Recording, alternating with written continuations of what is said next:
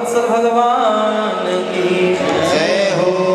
उद्धव जी महाराज प्रकट हो गए। बोलिए श्री उद्धव जी महाराज की। उद्धव जी महाराज प्रकट होकर के सामने भक्त समाज को देखा, पूछा क्या कारण है आप लोग का आगमन का। सुन करके सबने निवेदन किया, भगवान श्याम सुंदर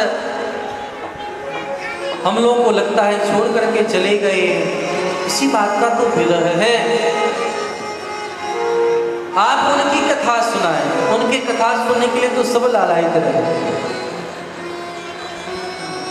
आप जानते हैं जिस महीने में हम लोग कथा श्रवण कर रहे हैं, महीने का नाम पुरुषोत्तम मास है और पुरुषोत्तम भगवान पुरुष की चर्चा हम लोग कल कर रहे थे। वैराग विद्या निज भक्ति योग शिक्षार्थ में का पुरुष पुराना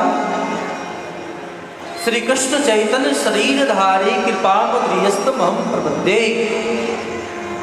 प्रधान पुरुष भगवान ही हैं। कृष्णम वंदे जगत गुरुम रामम वंदे जगत गुरुम। और ऐसे मुक्तया जो जनों के नाम हैं, भारत की यह सौभाग्य है कि भारत के 4 दिशाओं में 4 नाथ हैं। कहीं बद्रीनाथ हैं, कहीं द्वारिकानाथ हैं, कहीं रामेश्वरनाथ हैं, रंगनाथ हैं और कहीं जगन्नाथ। चारों दिशाओं में 4 नाथ हैं। और इस महीने को बोलते हैं पुरुषोत्तम मास। तो पुरुषोत्तम भगवान श्री जगन्नाथ को कहा है। जगन्नाथ भगवान की यह स्वरूप कैसे हुआ पता है? यह कथा द्वापर की है। भगवान श्याम सुंदर जब बड़े हो गए, द्वारिका में हैं। द्वारिका में भगवान की जब इतनी रानी है, रानी सब भगवान के बारे में कथा सुनना यह सब चाहती हैं, लेकिन कथा कौन कहे। उस समय में सुभद्रा महारानी को द्वार पर रोक करके और रोहिणी महारानी श्याम सुंदर के बाल लीला बाल कथा को कहने लगी हैं। कहते कहते जब इतना प्रेम विह्वल हो गए सब लोग, भगवान श्याम सुंदर बलराम जी भागे भागे अपने चरणों को सुनने के लिए आए हैं। द्वार पर सुभद्रा महारानी हैं, रोक ली हैं। भगवान इतने व्याकुल हो गए, उस लीला को सुन करके भगवान के हाथ गल गए, भगवान के दोनों पांव सिकुड़ गए, इतने व्याकुल हो गए अपने लीलाओं को सुनकर। जब नारद जी प्रकट हो गए, कथा बंद करना पड़ा।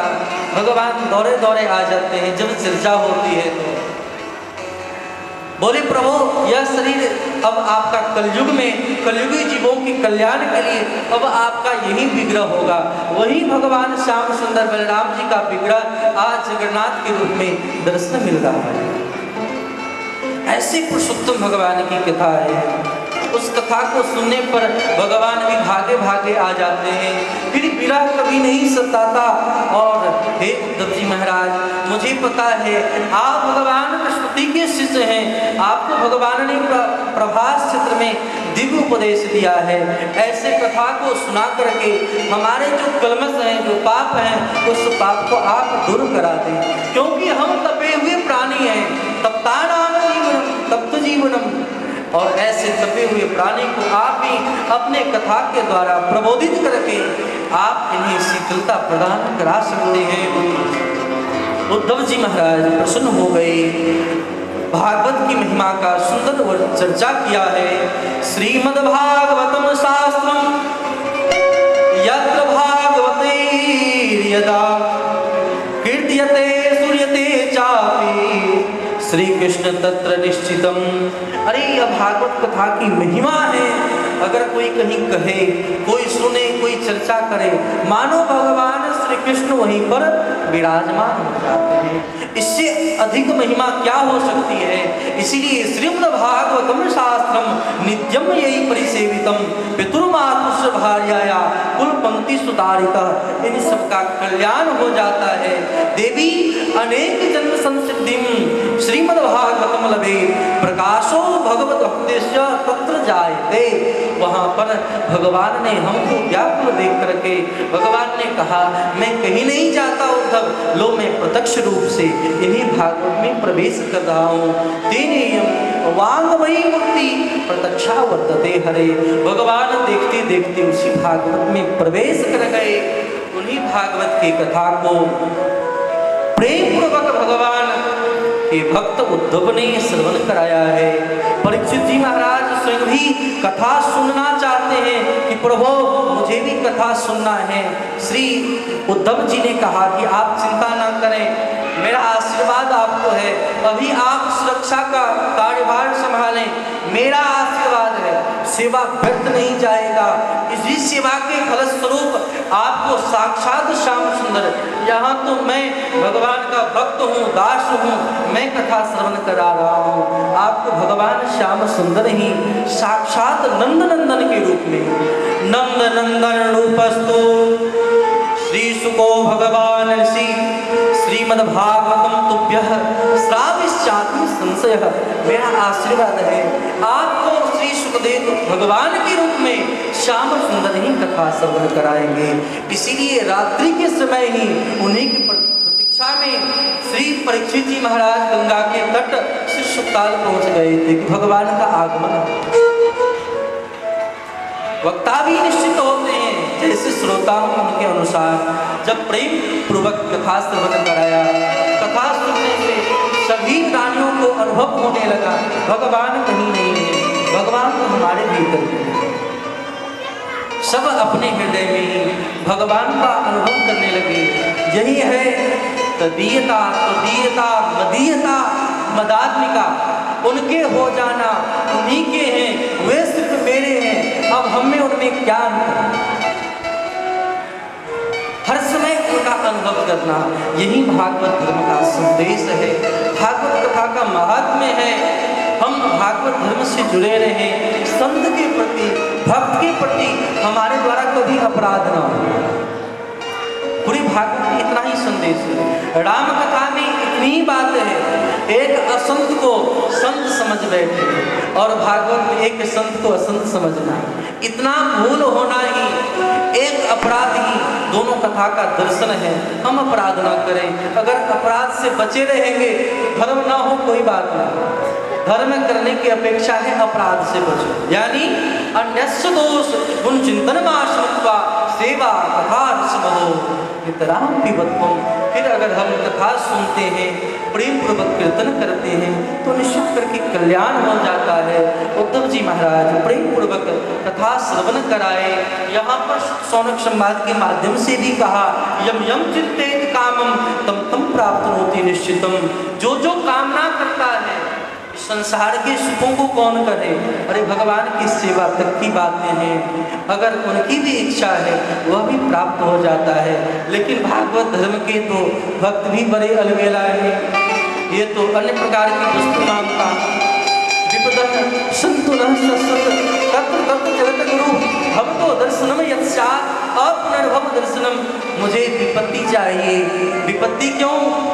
क्योंकि मैं यह जानना चाहता हूँ, यह समझना चाहता हूँ, यह देखना चाहता हूँ। जब जब हमारे ऊपर विपत्ति था, आप प्रभु दौड़े दौड़े आते और आपके दर्शन करने के लिए जो ऐसे अपुनर्भव नाम महात्मा का है, ऐसे अपुनर्भव भगवान के पीछे पीछे भगवान के भक्त डोलते रहते हैं और ऐसे भगवत भक्त का दर्शन हो जाया करता था।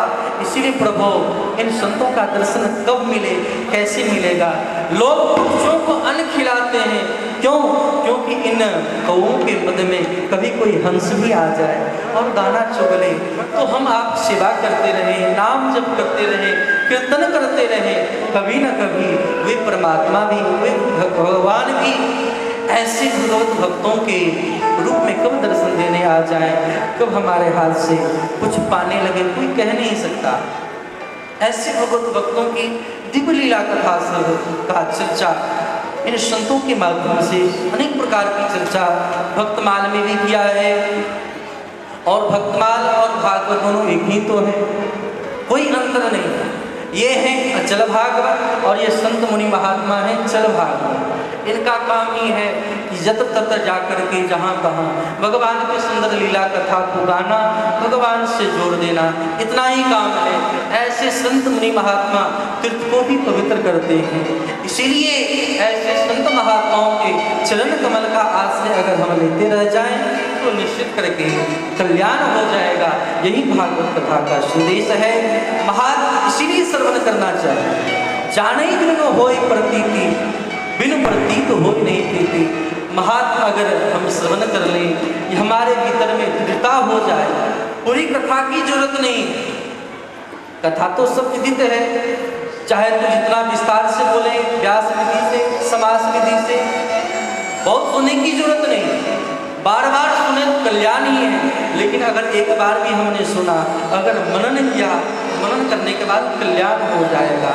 विमान का मतलब यही है, हम मान से रहित हो जाए।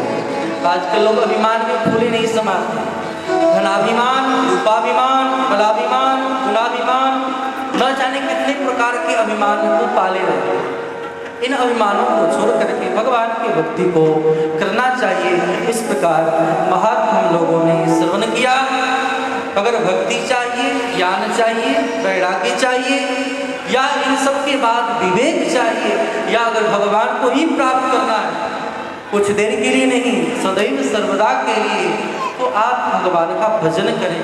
भजन करने का मतलब आप भगवान की सुंदर लीला कथा अगर आपने सुन लिया तो कल्याण निश्चित हो जाएगा। यह भगवान का प्रत्यक्ष स्वरूप है, भगवान का अनुभव होने लगेगा। इन बातों का चर्चा किया गया है अभी तक महात्मा के रूप में हम सबने किया। आज की कथा में यही विश्राम दूं। इससे पहले आप लोग समय से कथा में पधारें और समय से पधारेंगे। आज विलंब से भी कुछ लोगों का आगमन हुआ, विलंब से कथा की चर्चा हम कर सकते हैं। गुरुदेव भगवान के मठारविंद से हम लोग कुछ सार्थक आशीर्वचन सुनते हुए, आरती प्रसाद का आनंद लेते हुए, हम लोग इसी बात को अपने मन में आनंद को उठाते हुए भगवान के नाम का सदैव स्मरण करें। इस प्रकार में अपने वाणी को विश्राम दें। बोलिए श्री भक्तवत्सल भगवान की जय हो, श्री सद्गुरु भगवान की जय हो। जय जय श्री राम, जय जय श्री राम, जय जय श्री राम। श्री सीताराम जी महाराज की जय हो, श्री राधा कृष्ण भगवान की, श्री राम रसिया हनुमान जी महाराज की, श्री रानी सती दादी की, श्रीमद् भागवत महापुराण की, श्रोता समाज की जय जय श्री राम। देखिए, हम इस बात को समझ रहे हैं कि अब समय हो ही गया है विश्राम की। तो व्यास जी ने एक बात बहुत मार्केबल कही कि आप लोग अगर जल्दी आएंगे तो हम भी जल्दी आएंगे। अब व्यास जी, लेकिन अभी कलिकाल का जो स्थिति है इसमें हम देखते हैं कि पहले व्यास ही आ जाते हैं, श्रोता पीछे से आते रहते हैं। जी, बड़े सौभाग्य की बात है, आप लोग बड़े ही बिग श्रोता हैं। ये हृदय स्थली है मिथिला जी की, दरभंगा, और इसमें भी गुदरी बाजार है। गुदरी, ये गुदरी कहते हैं, गुदरी गृहस्थों के पास में नहीं होता है, गुदरी फकीर के पास में होता है। तो ज्ञान की गुदरी लेकर के व्यास यहाँ पे आए हुए हैं। आप लोग देखिए, भजन भी, कीर्तन भी, संगीत भी कराते हैं, लेकिन हमारा जब ये बाल काल में छोटे ही थे तब से हमारा इनके ऊपर यही दबाव बना रहा।